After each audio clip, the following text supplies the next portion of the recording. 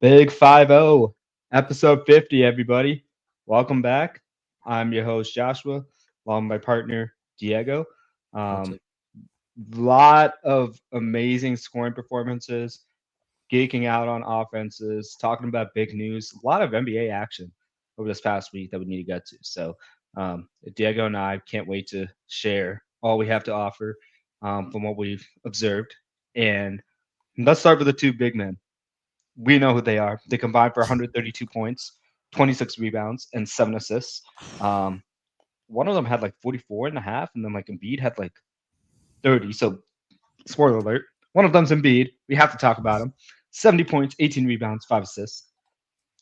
KAT, 62 points, 44 in the first half, 8 rebounds, 2 assists. Although, in the fourth quarter, they shot 2 of 10, 4 points, and they got stunned by the Hornets. So, very interesting point to note there. But Diego, this is crazy. Like, did you expect two people to like, get 60 in a night? This is rare. No, I sadly didn't watch either of these games. I was doing like a go-karting league that I joined, so I'm kind of mad I missed it. But yeah, it's definitely really out of nowhere. I mean, especially there's a lot of stuff floating around like that. The Spurs were like, "Oh, we're gonna go at Embiid." The first, and I think we talked about this before. The first matchup, this is the first matchup between Wemby and Embiid, and Embiid just suns the whole Spurs team, giving them 70. I think he scored. I think like the stat was like with the amount of points and rebounds is more than Wilt ever did in his career, and that's the whole like compared to Wilt, like if Wilt didn't do this, that's crazy. So definitely a crazy game.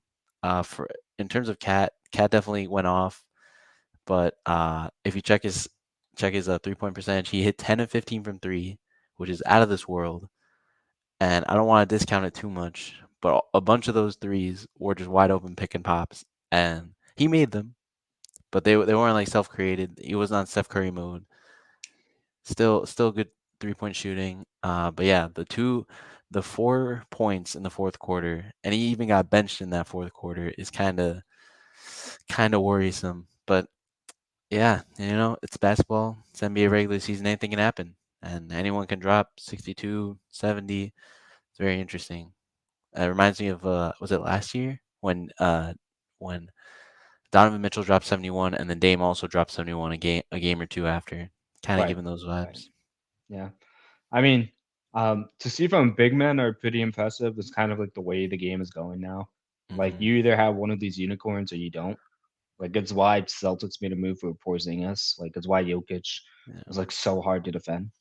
Um, Speaking of which, I'm watching the Pacers and the Nuggets game right now, so Yeah. should be a very offensive battle. Well, I'm not sure about defense, but bet the over on that game for sure. Whatever it is. Yeah. Um, from that aside, um, I was not surprised Embiid had 70. Like I'm surprised it happened yesterday. Don't get me wrong, but I'm not surprised by the fact that Embiid can put up a performance like this Hmm. because he's shown like throughout the season he's completely unstoppable. Even when he Yeah. goes up with a more physical player like Jokic, like he's Hmm. still able to put up these numbers. So like it doesn't matter who's guarding him. Like Embiid could be the best player in the league if he wants to, and like he could put up these performances easily. Um, if you remember, like when we talked about Wemby, like our first like NBA episode, Yeah. what was the one thing we talked about where he might struggle, like in the league? An Like actual big man, a guy that's a gonna. physical big man, like a Jokic, like an Embiid, like going up against these guys, Hmm. like because he won't be able to like get all these blocks that he was getting against a guy like an Embiid because Embiid can easily draw contact before he goes up for his shots, things like that. Like drawing contact is a very underrated way of dealing with shot blockers. A lot of Yeah. hoopers know this. So like when you, so like if you get enamored by the shot blocking, you're missing the point of like how that happens. And for Wemby, he has very good closeout speed. I think it's underrated. Hmm. That's how he gets a majority of his blocks, or like getting from blocking guys from behind. But if you Yeah. notice, like big men driving on him and laying it up, like he's not getting as many blocks in that area. It's just the nature of how he gets his blocks. No. So, Yeah. like understanding that statistic, and where that's applied can help see like, oh, why do we think Wemby struggles against physical defenders like this? So um, that's an area of this game that Wemby will learn. I mean, look at Giannis. Giannis was probably like similar body type as Wemby No, first year in the definitely. league, and he's definitely bulked up a ton. So I'm not surprised by Embiid's performance. I am surprised at the nature of like how Carl Anthony Towns got his points, like in the first half, and like how it didn't translate to the fourth quarter. I think it's a perfect summation of like what this Timberwolves team is like. But I'm still like, I still think the number one seed is real because of their Yeah. defense. So like there's kind of like multiple layers to this, like when discussing the Wolves. Like their defense is absolutely dominant. Hmm. Um and Cat's not the focal point of that offense, which is why I don't think it's too much of a big deal when you see like most of his 3 pointers or all of his 3 pointers are like spot up shots. Yeah. Because like that's probably gonna be consistent within this offense. Like Anthony Edwards is the guy that looks unstoppable right now. He's like the focal point. He's Yeah. the guy that's gonna drive like the train and like how far the Timberwolves go. And then like having Gobert and Towns is what makes the Wolves unique. Like because that's their like second, third, fourth option sometimes, depending on how you use Gobert, right? Hmm. So um from that standpoint, like I'd rather have Towns over Randall. I'll say that, like within their roles, within their offenses for sure. Yeah. Like, um, the problem is like Carl Anthony Towns gives me a bunch of like Ja Morant Grizzlies vibes, where like that entire Grizzlies team's always seemed very immature. You could kind of Hmm. see it within the team where like once Carl Anthony Towns got going, they just wanted to feed the hot hand Yeah. rather than play offense, like and like unselfishly and like use like the multiple options they have. And like whether that's like in the pickup game, that's fine. Like give it to the hot hand. That's how you Yeah. get your points, right? But this is the NBA. Like, and I think it's a perfect example of like you can put up as many points as you want, but in this high scoring league, like that doesn't guarantee you a win. And Hmm. like I think Towns is kind of like an emotional player where he'll ride the highs and the lows. And I think he's not reached that maturity yet where like he knows how to handle all the success yet. Because like No. Yeah. you hear him and you see these like post game conferences too, where it's talking about um like the first of all, whenever the coach mentions like immaturity, then that's a big red flag, like in a Yeah. basketball sense, because it's like you don't see a lot of championship teams like behave immature. So that's like an Yeah. area where they have to grow throughout the season. Um, but like it Towns was like he did that to his credit. He said it doesn't feel very good or historic, but Hmm. like he mentioned, okay, we're the number one seed in the West, one of the best teams in the NBA. There's no times for like more victories, so line. It's like great night, but not a finish will be started, right? And Yeah. That's a good like quote. his focus about winning the game, that's good, but like his focus on like where they are in the standings, it shouldn't matter because it's a long season and it's all about building the right habits that help you compete for a championship team. Oh yeah. Like this Wolves like no team by being the number one seed, what they're saying right now in their position is like they're slated to compete for a championship. They're the best team to do so by nature of Mhm. their record, right? Yeah. And what's disappointing to me is they're not behaving to that standard right now. So Okay. this is a moment where it's like they should feel embarrassed that lost that game. How are they going to respond to that? Their response is going to tell me a lot about how far they come this season or go this season. Yeah. I'd agree with the kind of the immaturity. I mean, you've heard the quotes of Cap being like, "I'm the best shooting big man in all of history," and the stats do kind of support that. But it's just when you make 10 and 15 threes, but you still lose, you get benched in the fourth quarter. Your plus minus, I think it was just zero, neither plus nor minus. I know some people on Twitter were kind of like, "How plus minus isn't a real stat? Like, how is it?" But it's just that's how it is. Like in the end, he didn't like change the differential to score, even though he scored 62 points. So there's always like kind of a balancing act to it. It's not it's not just, oh, this guy scored, that means we have to win if he scored 62. Depends on how you get those buckets. I mean, Devin Booker dropped 70 that one time and lost to the Celtics.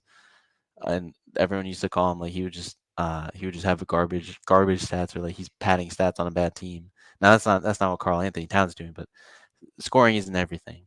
Is kind of the what I'm trying to get at. But yeah. No, and like that's fair. Like I think it's kind of unfair to compare like Towns to like these guys. If you look Mhm. at like Shaq, Curry, LeBron, all Okay. like multiple time NBA champions, Mhm. changed the game in their own ways. Like Yeah. Shaq, most dominant big in the league. Mm. That's the way he won, but he affected his teammates. He affected the guys around him. Because what was Shaq's strengths and weaknesses? Getting Shaq, to the paint. like, once he gets the paint, you're not stopping him. Like, I'm Yeah. sorry. Like, nobody's more athletic. Nobody has more power. Like, you're just not going to stop him. Mhm. But, like, he struggled with free throw shooting. So, how do you build around him? You build around teams with, like, guys who can get Shooters. their own shots or shoot the ball, right? So, like, there's that aspect to it. But like Shaq created that impact where like because he's such a superstar in his own right, he affects how you build the roster around him. Mhm. Curry, Curry can shoot from the parking lot. How does he affect his roster? Like there's a lot of guys who may not be shooters or shooters. They can be shooters. Like so you can dominate the floor with shooters and Curry, and it's just like okay, we can't leave a single guy open. Or you could play two traditional bigs, Kevon Looney, Draymond Green, like, Yeah. and you can call pick and rolls from like super high up court, add the spacing around for the other two guys in the wings, and it creates space for everybody. This is how like dominant players affect their offense, and Mhm. obviously LeBron. Yeah. Um, Despite me calling him the second best of all time, he is like one of the best players that impact the team as a whole.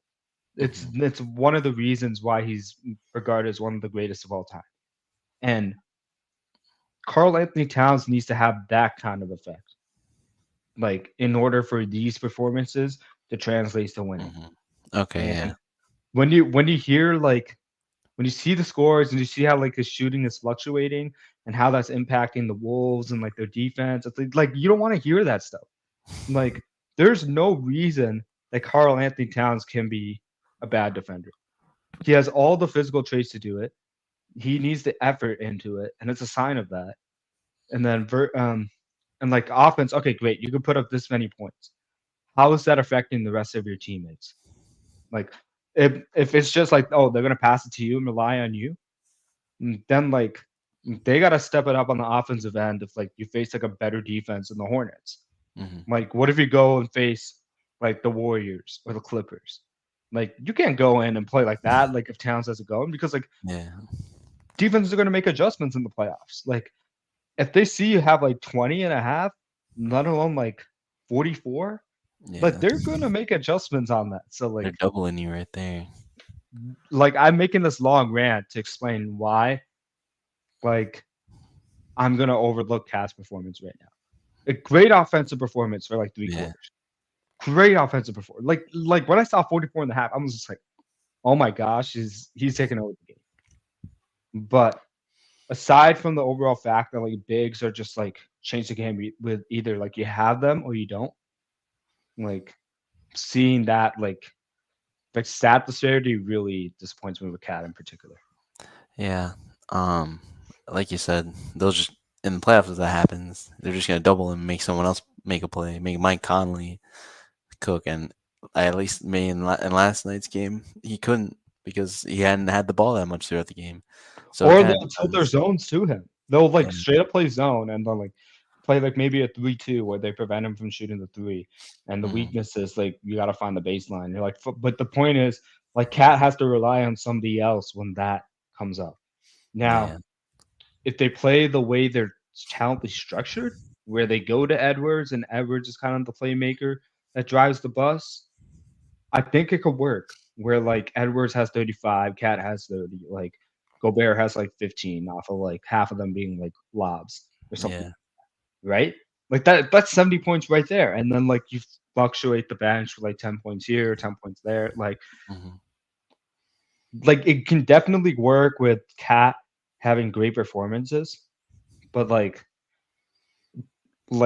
with Cat's having it off of shooting. It's not like more than that. That's Hmm. the thing. That's the thing to point out here. Yeah, Cat's Cat's kind of the secondary guy. I guess I don't know if they just didn't know that that was his role, or they're just like he's hot, let him shoot, and that's kind of how it ended up. And one more thing to add with here, like with Embiid, like I'm not going off of Embiid for that because like He's the guy. he's the one, he's the guy. Like everybody on the Sixers knows that, but Hmm. like like he's another guy where he impacts the guys around him. Like when I see Nick Nurse use Maxi, when I see like how Embiid is like getting into positions where it's hard to double him. They're using him at the elbow. The elbow is notoriously hard to double because Hmm. that definitely you show your hand when you double and like who's the open guy, and then like Yeah. you get into this cat and mouse chase where you're at a disadvantage on the defensive end. Somebody's going to be wide open, right? But they don't use Cat that way, where like he is like influencing that. So like I'll be interested to see like how the Timberwolves respond to this, and I'm more impressed with like Embiid's performance because it's like he put the league on notice that like Hmm. if he has to put 70 points up in a win, he can do it. He do it. Yeah. I think the funniest part of that is like anytime it gets over like 60 or 70, they always got the paper like Will did in his 100 point Oh, game. oh, 100%. Those are so Yeah. funny. But yeah, it's down Sorry, to I the was just in the mind frame of like how like as the best defense, how do you let that Mhm. happen? You Yeah, have I one of the mean, best defense in the league. Like how do you get that far? Like yeah, Miles Bridges and Brandon Miller dropped 23 and 24 points, I think. Either that or flipped on on the Timberwolves, which is crazy. yeah. So, not a very defensively minded game, you might say. Right. And like that's not who the Wolves' identity is. So like Hmm. that's an important thing to point out here. So don't read into all the scores, guys. Yes, Cat had 62, but is it going to matter if they get bounced out in the first round playing like this? No, it's We'll not. see. That'd be fun to watch. All right. Speaking of like defenses that weren't playing up to par, the Aha. Milwaukee Bucks. They finally made a move. They fired Adrian Griffin. Um, do you think Doc Rivers is the coach now? How do you assess the situation after firing I Adrian Griffin? just I just have no idea what's going on. I was sitting here at my desk, working from home, and I just see that Twitter notification that Adrian Griffin's fired, and I'm just surprised. I mean, from us viewers, we have no idea what's going on in the locker room. Um, kind of hearing stuff around, like we all know that like Terry Stotts, he was on the staff at the beginning of the season, then he stepped down. So some people are kind of speculating that there's a bit of beef there, that Adrian Griffin wasn't really focused on defense. I think you said that when we were talking before the episode, and that's something I kind of harped on a little bit, is that there is no defense to this Bucks team at all. So I don't know. I don't know really what's going on there. I don't know who they're gonna get as a coach besides Doc Rivers. And I'm not against Doc Rivers being the coach, but there's so much. It's so hard to just say, oh, let's do Doc Rivers after he kind of flopped with the Sixers, flopped with the Clippers before. He's only had one championship, so I don't know if you do you trust in him still. So it's very interesting. I have Yeah, no idea what's gonna happen. This is kind of like we're getting into trade season. Everything is just up in the air. What's gonna happen? I don't know. I'm very interested and excited. I mean, I would have ruled out Kenny Atkinson. He happened to be a candidate for the job. He was the runner up Okay. for the Bucks position. Mhm. Um, and keep in mind how Atkinson got fired. He was leading a resurgent Nets team that like looked very impressive. Like you remember that succeeded Nets team from the Yeah. bubble that Yeah. was just like everybody's like darling Cinderella team. Don't have a superstar. Like Hmm. D'Angelo Russell looked good in that uniform. Like Spencer Dinwiddie, Karis LeVert, like with Jared Allen. Like that was a well-rounded team that just didn't have the talent, but Hmm. they played above their talent level. And like since then, he's been the Warriors' assistant coach. And the reason why he got fired was Katie and Kyrie didn't want him. How Hmm. did that situation turn out with the Nets? We all know how that turned out. Yeah. Like they they looked at this team led by Kenny Atkinson as like, no, we don't want a guy that gets the best out of his players. We want Steve Nash. Hmm. So like listening to your players works when they're being very specific on like why and how is it going to affect it. Like how does he help as a leader? I think it's clear like Kenny Atkinson got the best out of everybody. Great leader. Went to a winning organization that won a championship. If I'm Yeah. the Bucks, I would heavily consider him because of the type of personnel they have. Like Giannis and Dame are very unselfish players. Mm, Like it's a good culture to add a coach that plays with that unselfish mindset. And like you already have a very talented team. Like and he's a guy that will adapt to his players. And the thing with Griffin was he wasn't able to adapt to Lopez. Like he did one adjustment where he kept like Lopez in drop coverage mm, on the defensive end, but he refused to adjust in that mindset. And I think the rumors were true, like Giannis wasn't bought in. Like a lot of teammates were kind of like checked out like from his system. So like yeah. I think the number one thing is like I think the Bucks made the right move here, assuming Mm, the rumors are true. Like he didn't adjust to his players because if you expect the personnel to adjust to your scheme, like you're always going to have tension. mm, Like you need to be flexible as a head coach. You need to allow your players to feel comfortable playing your system. mm, And like sometimes it could be a blend. It can blend of like what you like to do and what the players like to do. And yeah. then you always need to be adjusting, like what's working, what's not. Like if you play systematically, even if you go deep into the playoffs, that wasn't gonna work out for sure. So I'm glad the Bucks saw this right away. It is early, like 49 games into the season is very early, but Yeah. um, like I think it had to be moved. So like I'm, I mean, for my candidates, I think I made my case for Atkinson. I'm also a little bit skeptical on Rivers because like you have to think about when he won his championship too. Yeah. Like that was a long time ago where the league is played differently now, Hmm. and I just think his clock management towards the end of games, like that worries me. Like Yeah. he seems like he seems to have the type of teams that tense up every time like big moments occur. And I get the argument that like with Dame, you don't have to worry about it because he's a big time player. Like Giannis is a big time player in closing minutes. I think they proved that in the finals. Hmm. I get the complimentary style there, but I don't think he'll get the best out of like the complementary pieces that the Bucks need to stand on par with like the Celtics and the Sixers, you know. No, definitely. I just think I just don't know why they couldn't wait at all. Like this must have been really bad, and especially I feel like you have a lot of pressure from not only Giannis and Dame to win. So I don't know.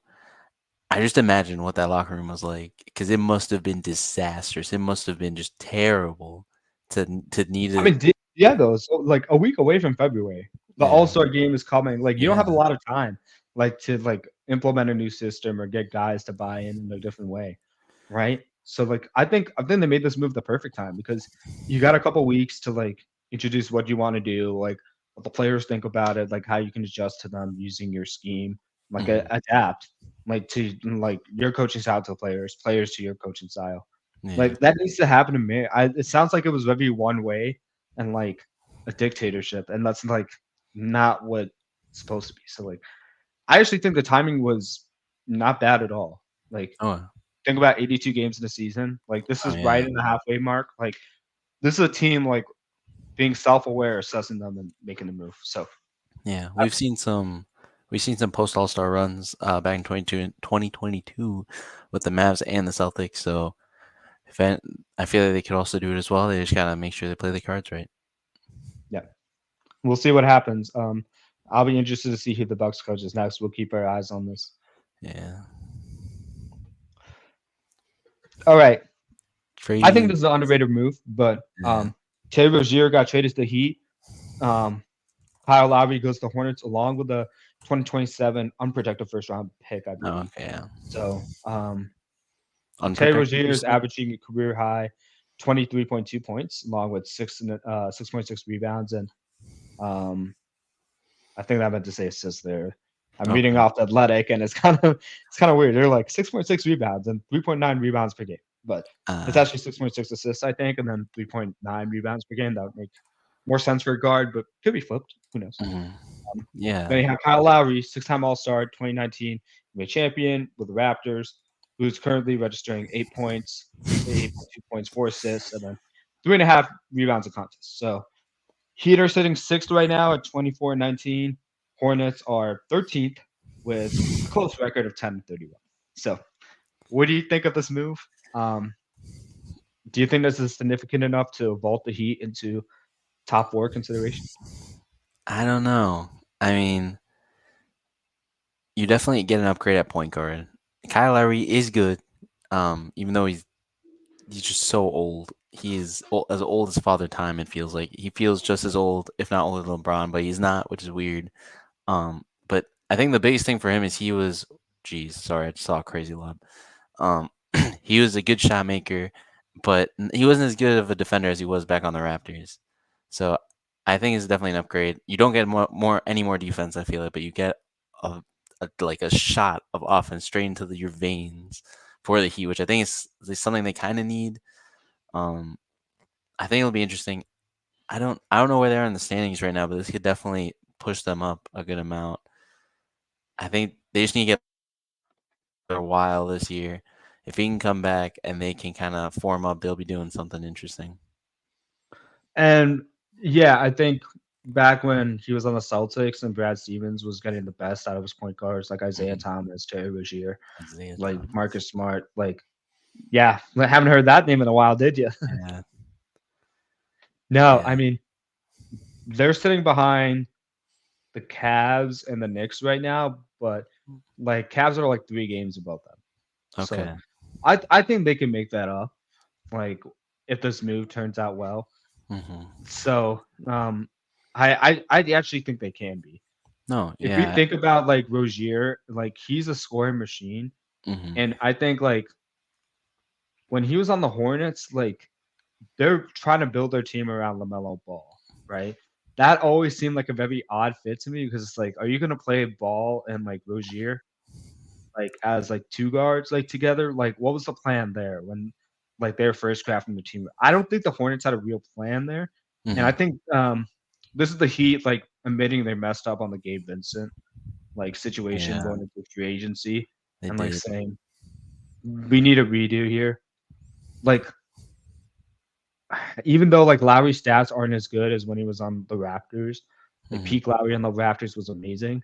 Like he still led the league in charges, like or close to the Yeah. very top. Like that's something very valuable. And I mean, Rozier can do that, but like not to the extent that Lowry can. Like that's something like Lowry brings to the game. Like that's his identity. Hmm. Like he's gonna always like bring like tough charges, crucial moments of the game, get add more possessions, and then in the playoffs that matters a ton. So I think the Heat lose that, but like you mentioned, it's getting that tertiary scoring option, and then Hmm. like trying like add maybe fourth on the list when like Yeah. you have Adebayo going, like that's huge for them. And I think Terry Rozier brings like a willing defender. That can be a No, tough. We'll definitely. have to see like what happens. Like I think the Heat can bring the best out of him because they have a very defensive culture. Hmm. So I think Jimmy Butler and Bam could really help him out, like and like get that out of him. So I think that's a good move for the Heat. It brings a little bit of stability to the position. Um, we'll see what happens. Yeah, I was gonna say the same thing about defense. If any team can get anyone to play defense, it's the Heat. So it's a very, very good move for Terry Rozier in that sense, and also the Heat. Um, yeah, we'll see where it goes. I'm interested. I'm definitely interested. The only note for Kyle Lowry is this feels like you said before, this is kind of like salary dumping for the Hornets. They might just let Kyle Lowry just leave, and I don't know if anyone's gonna pick him up. This could be it for him. So yeah, and then the 2027 pick I think is let me see, is it unprotected or protected? I Just think I read it was unprotected there. yeah, which is interesting because if this whole Heat thing, Oh no, 2027 sorry, is sorry, sorry, sorry, sorry, sorry. Let me correct that. The 2017 first round pick is lottery protected, uh, yeah, and then unprotected in 2028 if like I think it depends on where the Hornets are in the standings. Like if they're not in yeah, the lottery, then it's gonna go unprotected in 2028. yeah. That's very interesting because I mean, if stuff doesn't go well for the Heat, 2027 is in 3 years. Mhm. What Jimmy Butler's getting older. Bam, he's still in his prime, but who knows what could happen? Or he's just entering his prime. So there's a possibility that this Heat team, if things don't go well, if things kind of blow up, they could need those protections. So that's important for them. Yeah, I do think it's a win now move for them. Hmm. Like, if you think about where they were just in the finals. Yeah. Like they were just like I think they're confident they can get there again, especially Yeah. with like the way you see them get there, like from the eighth seed. Hmm. They're better position than they were in last year. I think definitely Hmm. don't count this team out. No, I'm not counting this team out, but I'm also just I don't wanna think about them at all until the playoffs because it just doesn't seem to matter for this team. I mean, you start Yeah. eighth, you lose to the Bulls, barely beat the Raptors, whoever they had to play, the Hawks maybe. They barely beat them, and then just go on a tear to beat Giannis and do that whole run. I'm still amazed at it, and it doesn't make sense to me. So we're just Yeah, gonna I mean the Bulls could have stopped that. They were like yeah 3 minutes away, had the lead. But I mean, it's the Bulls. yeah So I'm used to it at this point now. So like, they just dropped a beautiful game against the Suns. They were up by 20. I'm not surprised anymore. it'd be like So that. something that's still remaining surprising to me. I was watching some film on the Utah Jazz, Hmm. and I gotta say, if there's like another team who plays like the Thunder and like the Spurs and like the Celtics when they were at their peak, like playing under oh shoot, Ime Udoka. I almost Oh forgot yeah, the Rockets coach name, yeah. but Ime Udoka, like Utah Jazz are taking this and upping it by 11. And what I'm referring to is their offense. Their offense, like, is just like constant motion, constant like storytelling. Hmm. Like I'm like, oh, you see a pick, you see a staggered screen.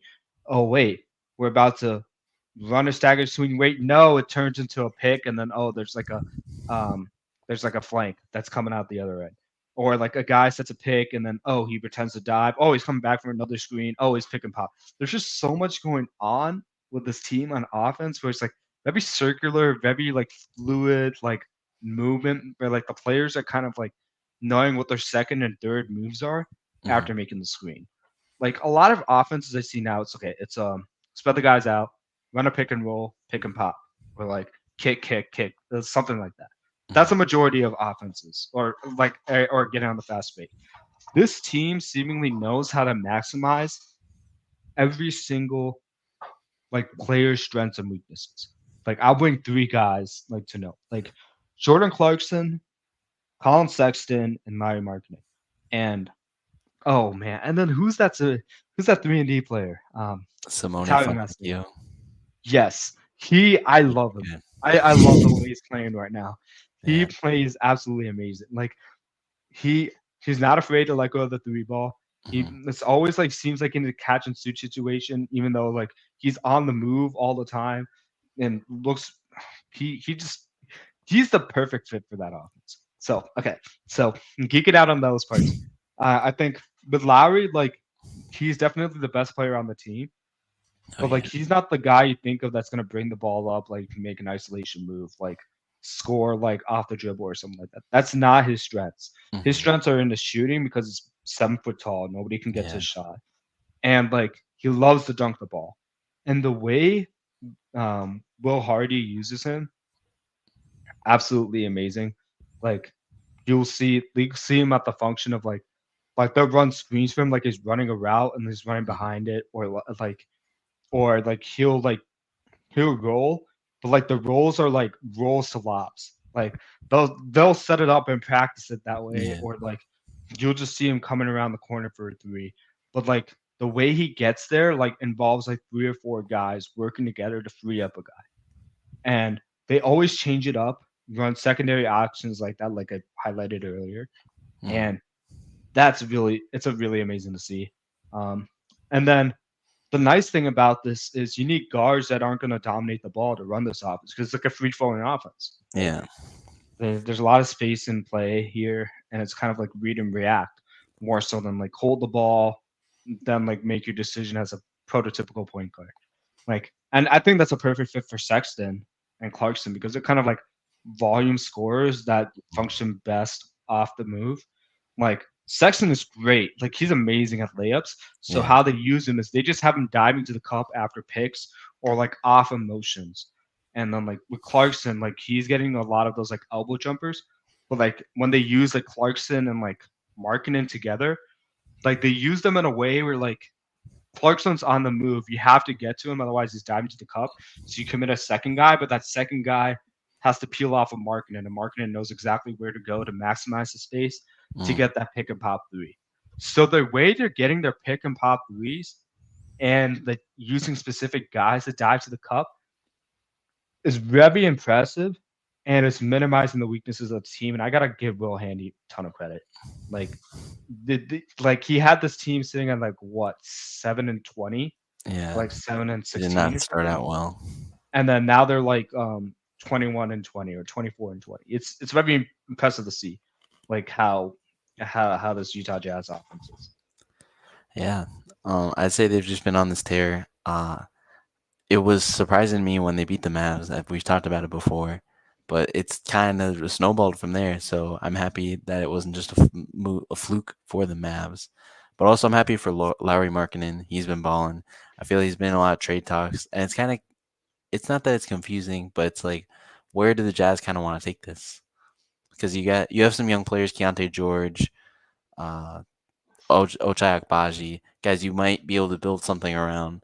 But then you have guys like Colin Sexton, Jeremy Clarkson, and Larry himself that are kind of older guys that have been in the league for a while. Do you think to keep this together? Do you think to kind of make those older guys look as good as they can, ship them off to a winning team for some younger talent that could also boost your future as well and picks? So I mean, the nice thing about this is like the trade they made, the trade Gobert and get yeah, Kessler. Like because of all those first round picks they got, they hmm can just keep this team intact and build a future and get free agents that fit the system. yeah, So I'm not even worried about that. If I'm like, and plus like Kessler's not even starting right now. yeah. I was gonna That's say really that. shocking. Like this team is super unselfish. Where like they made the move for John Collins, right? Oh And right. what that move allowed for them is to have like four different types of bigs where they could cycle and use them hmm specifically. So like Yeah. Collins and Markkinen would start, right? To hmm go with I think it was Sexton and then Clarkson and then Simone right Ponchesio, now. I think, Yeah. right? Yeah. Like and that will change from game to game depending on like what sets work. Matchups, whatever. And like lately Kessler at the backup, like playing with Olynyk, for whatever reason, Oh that's like a yeah. perfect pairing because Olynyk knows how to get the best out of Kessler, and Kessler's Yeah. like a phenomenal five. So like it didn't make sense to keep Kessler and Markkinen together, like in that same lineup.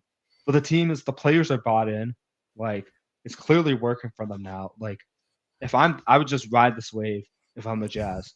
Like I don't know how good I haven't watched their defense. That might be Yeah. something to point out, but like from what I've seen, like Ponchesio is a very good defender. Like Yeah. No, um definitely. He's like 6'8", Sexton six is nine. notorious defender. Like Sexton's a willing defender. Like Yeah. yeah, that's all I remember from like college, his college Yeah. tape.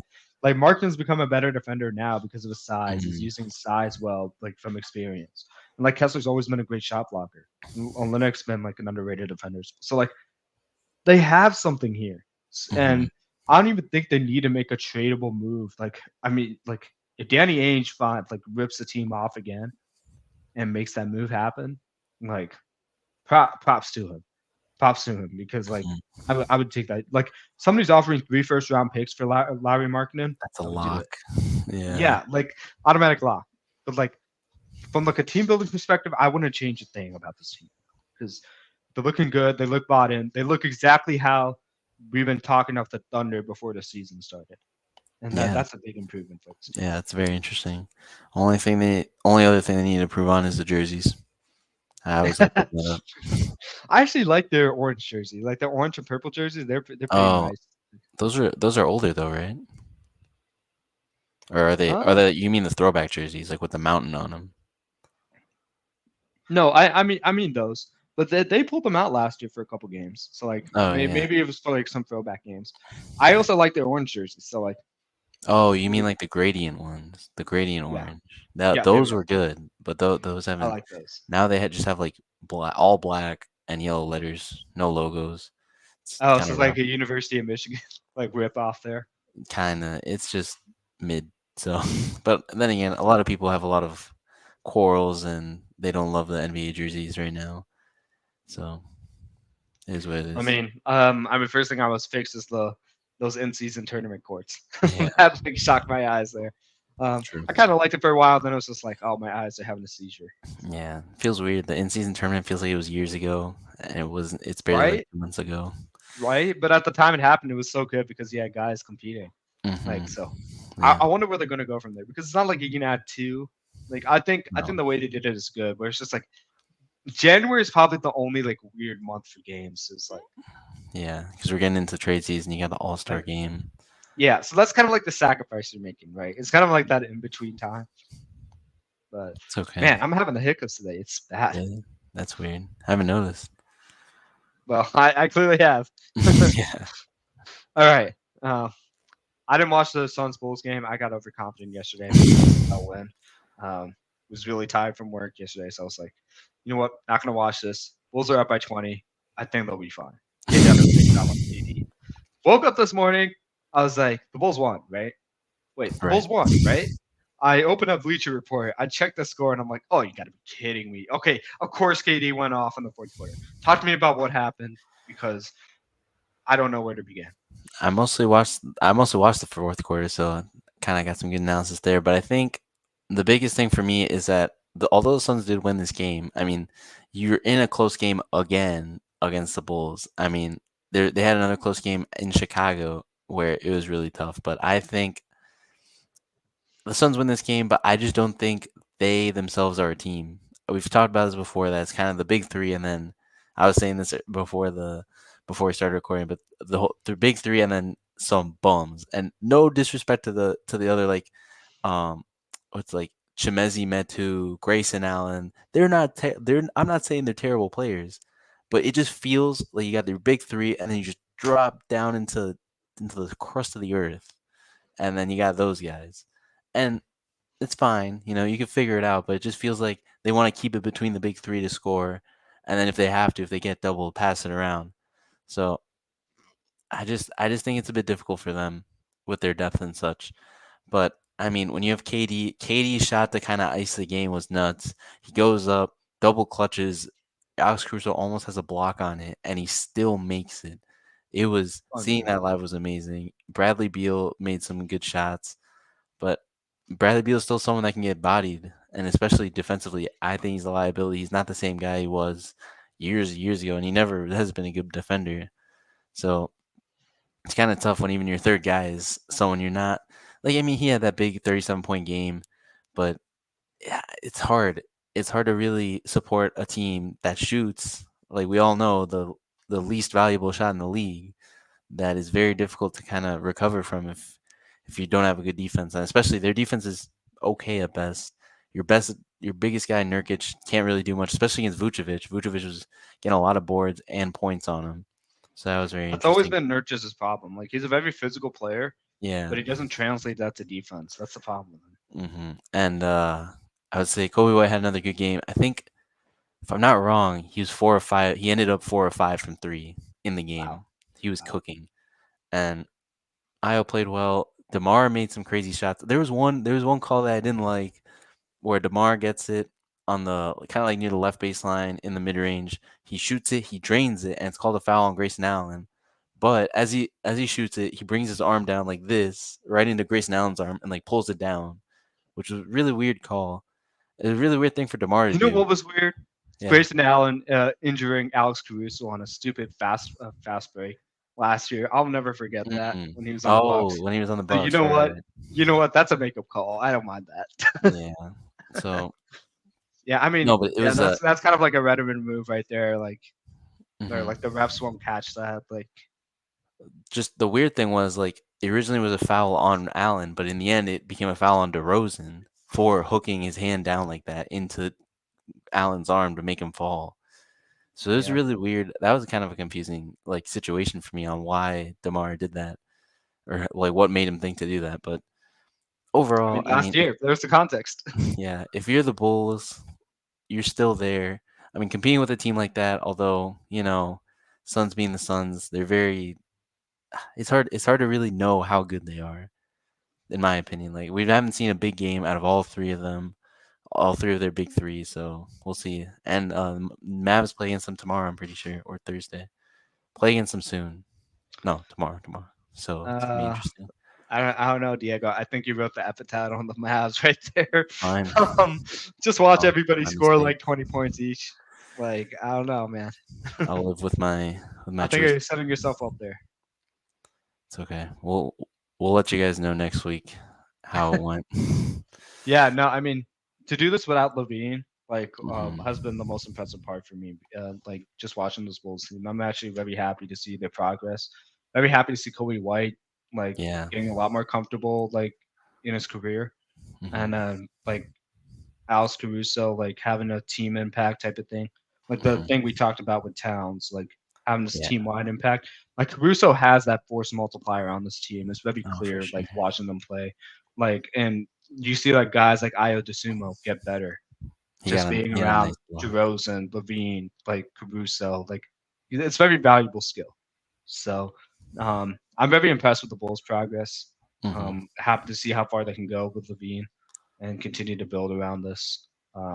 But yeah, what you're saying about the Suns is very surprising to me because Yeah. like at the start of the season without Beal, they looked very cohesive. Like Nurkic and Grayson Allen were cooking. They had rhythm, they had fluidity, they had actions that involved guys other than Booker and like Durant, and things were Hmm. working. And it almost feels like, from what you're saying, adding Bradley Beal to the mix is kind of addition by subtraction, like A in a little bit. worse or like other way around. Sorry, Yeah. subtraction by addition. There we go. I got that right. Subtraction by addition, and the fact like now they can't find any like fluidity on Hmm. offense where that's missed. Like, yeah, your scorers are gonna score, like get their isolations, but like we've talked about this with the Nets. We've talked about this Yeah. with um like the Clippers, like when they're trying to ingratiate Harden. Like Hmm. just like these super teams that have multiple superstars trying to like figure out how to use them. Like first year Heat, like um Hmm. Warriors in the beginning. Like there's there's a lot of variables in play, like to make us seem like maybe the Warriors not so much because like they already have fluidity and consistency, but like the super teams in general, like that's a real thing. That's a because like like Booker, like Durant and Beal have all been in situations where they're used to getting like 25 shot attempts per game. Yeah. And now naturally with the amount of possessions you have, like that's reduced to like 20 or like Hmm. 15 shot attempts at most. Like you got to figure out like where those come from, and I think they're not getting the right 15 to 20 shots that they need to be effective. If that makes sense. Yeah. I think it obviously takes time to mesh and gel and whatnot, but you bring up the Clippers with how they were playing bad before. I mean, they beat these Suns, and it just feels like their big three, I'd say, is comparable, possibly better than the Suns, just because of those three guys, two are lockdown Either defenders, way, and the Suns big three, KD is their best defender, I think, but he's not locked down as he was with the Warriors when he was really, I think, in his defensive prime. So it's kind of it's kind of a different kind of big three there. But also, I mean, you have Zubats, who I think is way better than Nurkic. Nurkic can't defend for a lick of for like nothing. He just can't defend, and Zubats can defend and hit hook shots, work in the pick and roll very well. It's definitely a very different team. I mean, Norman Powell, Terrence Mann, you even have Bones Highland kind of riding the end of the the bench. Clippers have always been a very deep team. Hmm. That's always impressed me about them. Yeah, so I think that's a big differentiator between these two big threes is that one big three has a lot of depth behind it, a lot of really good role players, and the Suns don't have bad role players, but they just don't have the same level. It's not the same at all, and it makes Right. me wonder what is going to happen in the playoffs. No, that's a fair point. They like the way the Suns are headed now. Like they could win a first round Yeah. series, but like going to like the second round and like championship round, like and beyond, like that's a little muddy for me right now based on what you've been talking about, like and how Yeah. the team's looking. So we'll see. For Um, sure. yeah, let's talk about the Nuggets and the Celtics. Great game. Upset I didn't hit my Jalen Brown bet. Like he was the Oh only yeah. limiting factor that like That. I think I had like Jason Tatum and Brown like to hit the over on like Hmm. 25 points because I thought this would be a shootout and end up being a 102 100 game.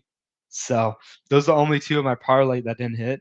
Upset about that, but what a treat, man! What a treat! It went right down to the wire. Yeah. Celtics previously undefeated at home, Oh right. hosting the Yeah. defending champs. Like that was a great atmosphere. I really enjoyed that.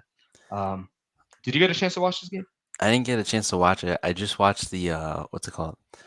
I think it was B-ball breakdown. They had a fourth quarter kind of like film run of Mhm. it. It was definitely interesting seeing. I think, especially in the end, the Celtics had so many chances to really make a shot to tie or win it, and you end up with a classic Tatum mid range jumper with a bit of a contest. I feel that you can kind of live with that. I mean, he's your best player taking that shot. You kind of gotta trust it, but I don't think we've seen him make one of those shots yet this year. So either he's just gonna keep missing, and then he'll be due for some in the playoffs, or he's gonna start making them sooner. I think that's interesting. I mean, what worries me about this team is like when they get into crunch time, when they get Hmm. into like the serious moments, like at the conference round or like the finals round, like Yeah.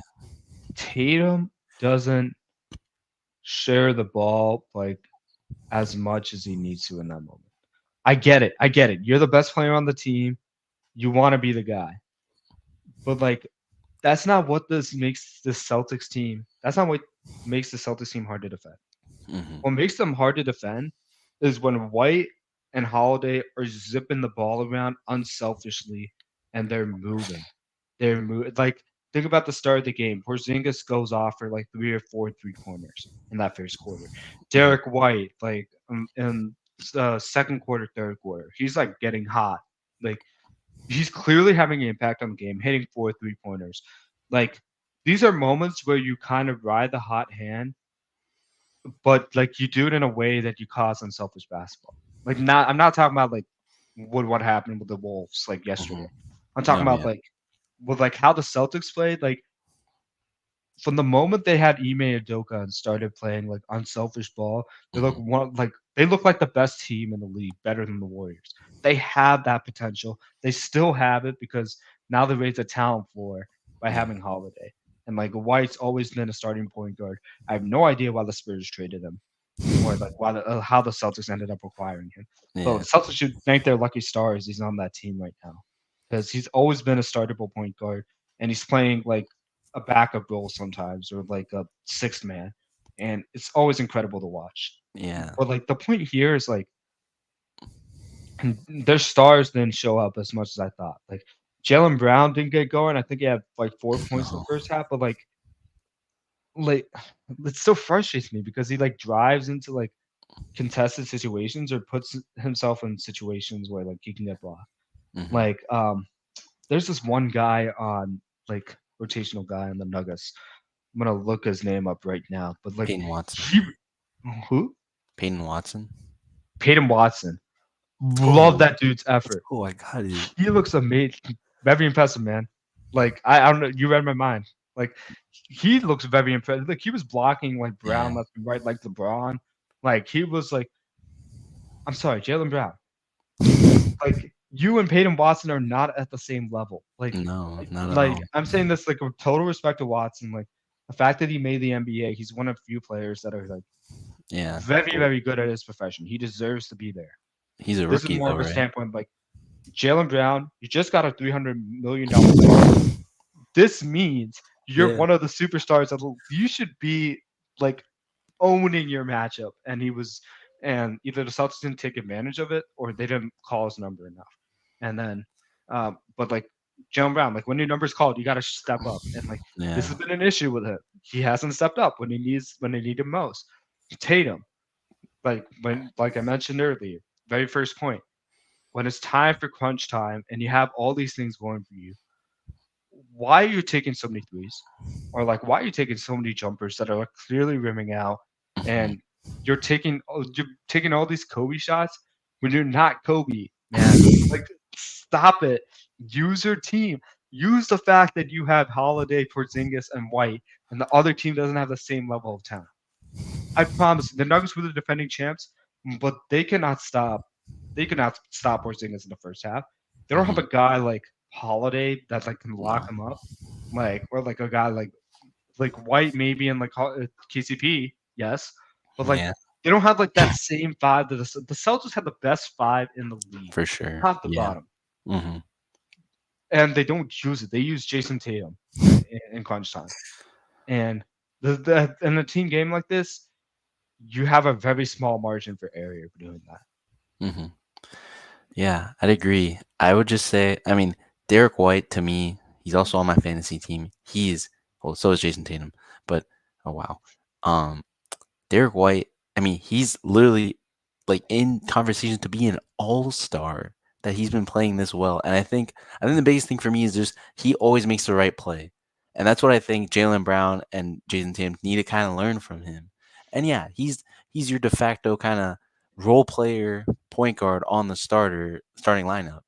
But he is just the way he plays is just it's just so unique that I feel like he could kind of teach them how to kind of spread the ball around. And then Drew Holiday, you kind of saw with him what they're doing. They had some plays where they just ran like a zone of like 2-1-2 with Drew just in the middle, kind of like vibing out and just plugging anything up that happens with Jokic or whatnot. And he's just such a great defender. I I think he could be defensive player of the year with that. And yeah, you have Gobert in there as well, but just Drew Holiday is Or just Porzingis, yeah. yeah, Porzingis as well. But Drew Holiday is very, very interesting, and I just love the way Oh, he. oh, you mean the defensive player of the year? Yeah, Sorry. yeah. Okay, gotcha. But yeah, and then Porzingis gives them a dimension they've never had of a big guy that can just literally pick and pop, wet it easily. No one can block it. It's it's a very good team, but like you said, it's easy to guard one guy at the end of the clock, at the end of the game, and saying like we all know it's going to Tatum. But what if it doesn't go to Tatum? What if Tatum gets a screen or has some action where he gets it, passes it? Like I think we're on the same page that that's what we'd like to see. That's a better type of game, a That's more. how they swept the Nets. Like when they Mhm. had Harden, Yeah. Kyrie, and KD. Well, that Literally, was. like Tatum being unselfish, passing it to Smart, Smart. Mhm. Oh no, Smart passing it to Tatum at the very end of the clock. Tatum on the move, spins, finishes with the lay. The way they got that game-winning basket in like game three or game four, I can't remember, Mhm. was like Oh, I how they were remember a that championship. shot. No, I remember You that have shot. to remember that because that's how they got Yeah, swept. That's how the Nets that got was. swept. Oh my Like god. if the Yeah, Celtics are playing like that, nobody's stopping them. yeah. And it's literally just a stubbornness to say we're winning with Tatum as our best player, and that's how we're gonna win. And they got to get out of that as soon as possible. Like I get it, I get it. Tatum is a really good offensive giftedly player, Mhm. like offensively gifted like no other. Yeah. But like the way you tap into that matters. Like Mhm. especially at like as you get deeper in the playoff. That's why the Nuggets won. The way the way Jokic has Everyone been gets the used and ball. Murray, like there's a reason why they won a championship. Like Yeah. Murray and Jokic are being cohesive, and the rest of the roster is like flourished because of that. Because it's opened up things for Gordon, like it's opened up things for Porter. And speaking of which, like another side note on Derek White, that block where he just Yeah. like came from behind Porter to block that three, Really, I no didn't other see that. guard in the league is doing that. Like, Maybe I don't Drew. care if that's DeJounte Murray or like Shy Gilgeous. Like, they have better reach than Derek White, Mhm. but they are not blocking that. Like, No, Derek White just has this timing on like blocks that is super impressive. that's what I'm saying. Derek White just has a feel for the game that I don't think anyone else has, and that's why I think he should be an all-star, and he is that good. So And he's very. playing arguably against like guys that are paid like all stars on the same team, which No, is making yeah, it equally impressive. yeah. I mean, Jalen Brown, he's a good player, but it's hard. It's hard to justify giving him $300 million when, I mean, the whole thing last year is he couldn't dribble with his left hand. Now I get that that's kind of been shored up or whatnot, and it might have been in the playoffs. It might have been, I don't know. You might have had, My issue is once he's committed to driving and the defense yeah, knows that he's driving, tunnel vision. he Just can't make the decisions like Yeah. He can't make the decisions like White or like Holiday can. Like Hmm. he can't have that. He doesn't have that reaction speed. Like once he's committed to driving, there's no stopping him, and it's too late for him to find an outlet. Yeah. So like that's my issue with him. But I hear you on the other hand stuff. Yeah. We'll see. We'll see where this goes. Possible finals preview. I would definitely I would be locked into a series of this. This would be very fun. So kind of hoping for that. Yeah, I mean, but the Celtics were on like, and the Nuggets are playing like themselves. Like these are one of like these are two unselfish offenses like we talked about with the Jazz and the Hmm. Thunder. Like this would be a series I would want to see because both teams play the right way Hmm. when they are on their best. So I'm excited to see that. Just a quick update. I've been watching the Nuggets and the Jazz. No, sorry, the Pacers. Nuggets and the Pacers game right now. It's a 61-53 ball game. So Yeah. Pacers playing really well right now offensively. We'll see how their defense latches up into like the final two quarters that are important. But Hmm. still for a good start at home, can't ask for much more than that. Yeah. Enjoy NBA Rivals Week. Battle of LA later tonight. Like I said, Suns Mavs tomorrow night. Hawks Mavs Friday, which I don't know if that's really a rivalry, whatever, but just putting it out there. I'm very excited to see the Lakers Clippers part two. Um, Hmm. how that pans out, that will be very exciting to see. I think Lakers won last time in a close Yeah, battle. barely. So Hmm. yeah, I mean the Clippers are right there. Clippers are homing. One of the teams we talked about from the previous episode. If you want to give that a listen, on like one of the teams we were most impressed by. Um, for more updates on our YouTube channel, you can find us at Amon a Mission. On our Instagram, Diego knows how to point over there. He's got it. He's got it at this point. He's in the rhythm, guys. It's It's locked at in. amon.a.mission. Um, follow us for more information. We're going to make a couple uploads. I have this queue on my list to upload all the shorts there. They're on the YouTube. So, like, if you ever miss, like, snippets from this episode or want to tune into that, that will happen this week. Where if you just want to hear about the Bucks news and what we think about that, you can check out that short. Or if you want to check out my rant on the Utah Jazz's beautiful offense, or like how we don't like that the way Cat put up his numbers and how Yeah. that affected the Timberwolves offense. We'll have that all that in store for you guys. Thank you guys so much for watching. We'll see you next week. Have a good week.